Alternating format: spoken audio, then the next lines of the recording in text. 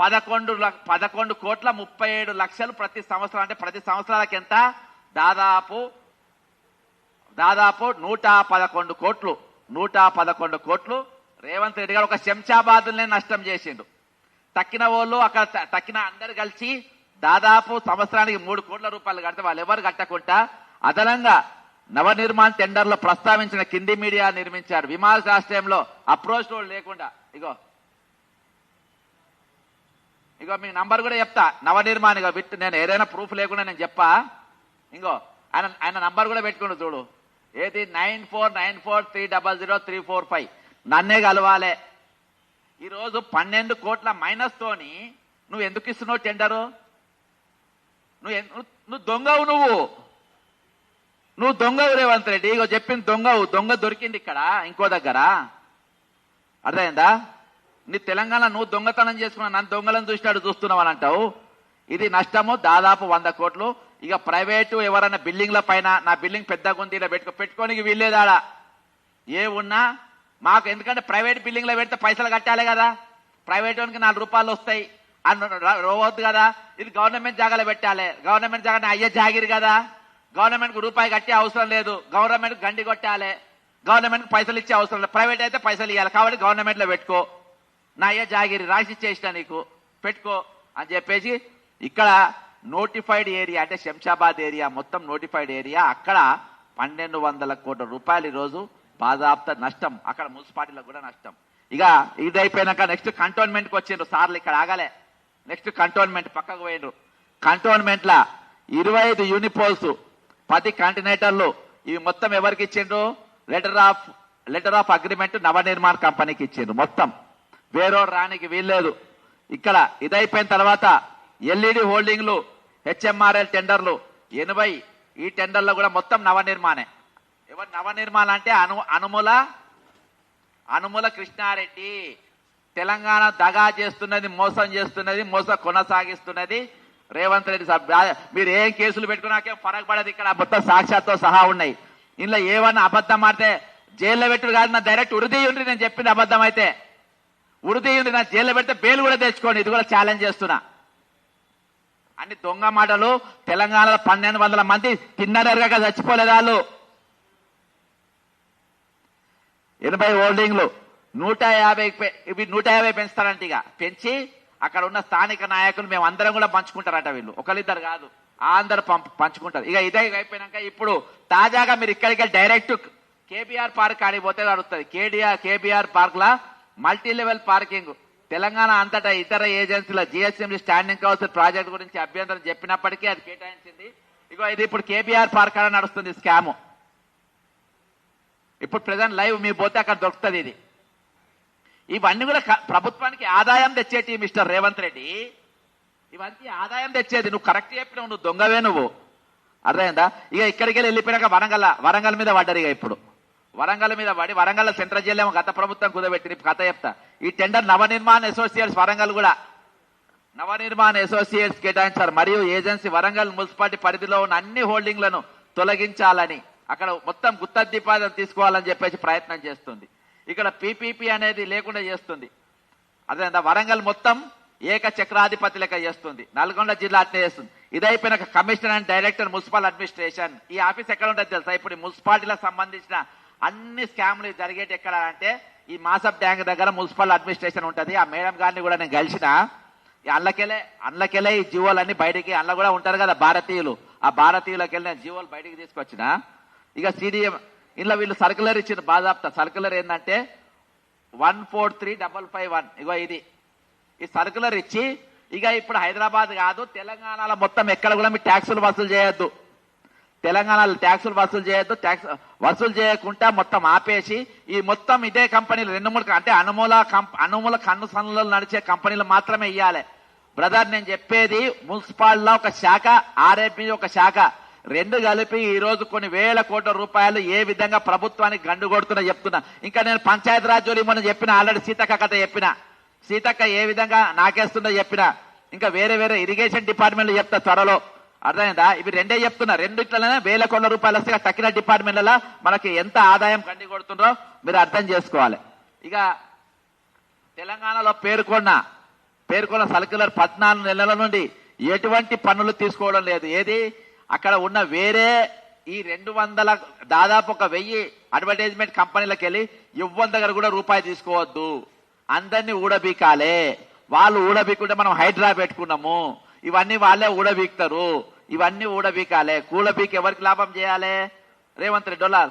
తెలంగాణ దాదాపు 800 నుండి 1000 ఏజెన్సీలు మరియు వాటిపై ఆధారపడ్డ కంపెనీలను, ఉద్యోగులను, కాంట్రాక్టర్లను నిరుద్యోగులయ్యేలాగా ఈ ప్రభుత్వం చేస్తుంది. నీకు అప్పు పుట్టినే కాదు, నిరుద్యోగులను పెంచడంలో కూడా ఈ ప్రభుత్వం ముందు వరుసలా నిలబడ్డాడు రేవంత్ రెడ్డి గారు. పైన పేర్కొన్న ఏజెన్సీలు 6700 నుండి దాదాపు 800 ఏజెన్సీల వరకు ఈ రోజు ఆధారపడ్డ కంపెనీలు అన్ని కూడా ఊడబీక్తుంది. నవనిర్మాణ అసోసియేషన్ జిహెచ్ఎంసీ ప్రకటనల విభాగంలో 150 కోట్లు డిఫాల్టర్ గా ఆల్రెడీ కంపెనీ, ఈ నవనిర్మాణ కంపెనీ, కృష్ణారెడ్డి కంపెనీ ఎక్కడ డిఫాల్టర్ ఉంది? 150 కోట్ల రూపాయలు డిఫాల్టర్ గా ఉంది. మరియు ఎంఎస్ యాడ్స్ ఏజెన్సీ పేరుతో ఉంది. మరియు కుక్కర్పల్లి మినీ స్టేడియం టెండర్లో జిహెచ్ఎంసీ కూడా డిఫాల్టర్ గా ఉంది.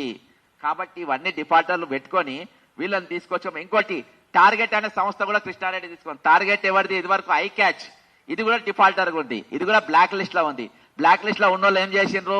కొత్త కంపెనీ, అదే మనుషులు కొత్త కంపెనీ పెట్టిండ్రు.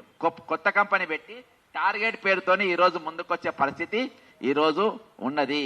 కాబట్టి నేను ఒకటే చెప్తున్నా, ఈ రోజు ప్రజలను ముంచుడు, తెలంగాణను ముంచుడు, తెలంగాణ పరిస్థితి బాగలేదు, తెలంగాణ ముఖ్యమంత్రి అంటే ఎవడు అప్పిస్తలేడు, తెలంగాణ ముఖ్యమంత్రి పేరు చెప్పగానే అపాయింట్మెంట్ ఇస్తలేరు, చెప్పులు ఎత్తుకపోనికి వచ్చినోడు చూసినవు అని చెప్పి తెలంగాణ పైన ఉన్న గాయాన్ని నువ్వు రేపుతున్నావు. మా ఆత్మగౌరవాన్ని ఈరోజు మాకు ఇక్కడ మా బతుకుల కంటే, మా ప్రాణాల కంటే ఆత్మగౌరవం అనేది ఎక్కువ అని చెప్పేసి తెలంగాణ బిడ్డలు నవ్వుకుండా తమ ప్రాణాలు ఇచ్చిండ్రు.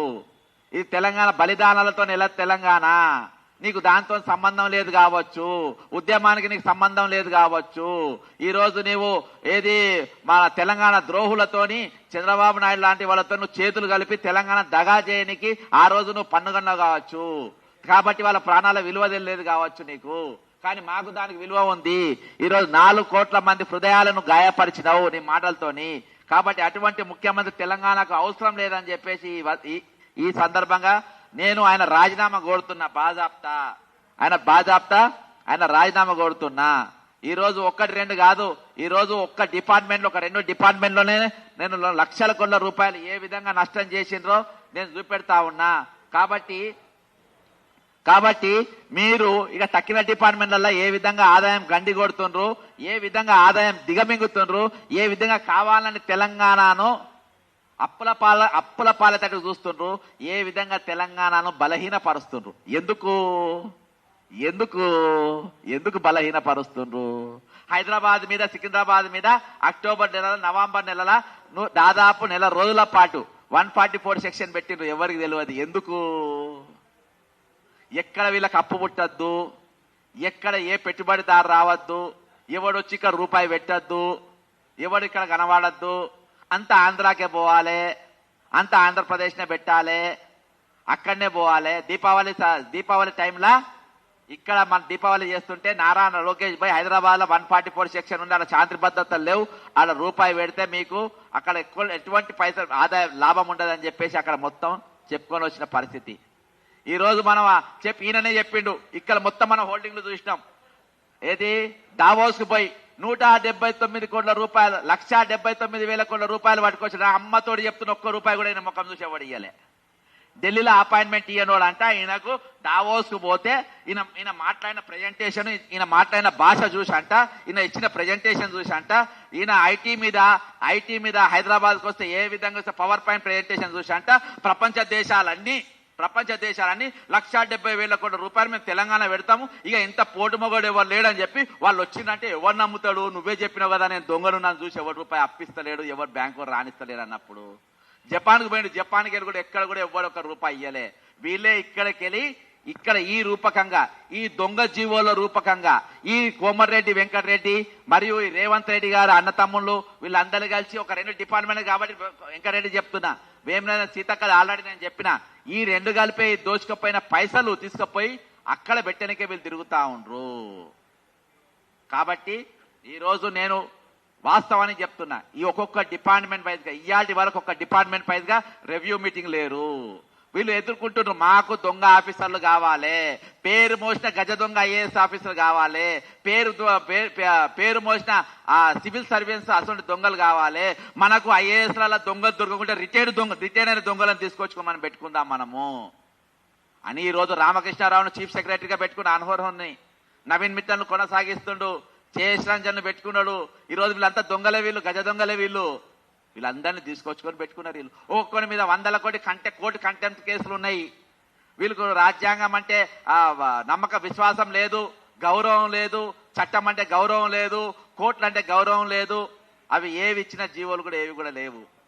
ఇక పీపీపీ నెక్స్ట్ రౌండ్ లో పీపీపీ ప్రాజెక్ట్ చెప్తా, ఐమాక్స్ కథ చెప్తా, జలవిహార్ కథ చెప్తా, దస్బల్లా కథ చెప్తా, ఎవడెవడు ఎంతెంత ముంచిరో నెక్స్ట్ ప్రెస్ మీట్ లో ప్రతి వారము ఒక్కొక్క డిపార్ట్మెంట్ లా ఎన్నెన్ని వేల కోట్ల రూపాయలు ప్రభుత్వానికి ప్రజలకు చెందాల్సినవి గండిగొట్టి ప్రైవేట్ వ్యక్తులకు ఈ రోజు అనుగొండల జేబులకు నోట్లకు గొంతులకు ఎన్నెన్ని పోతున్నాయో చెప్తా.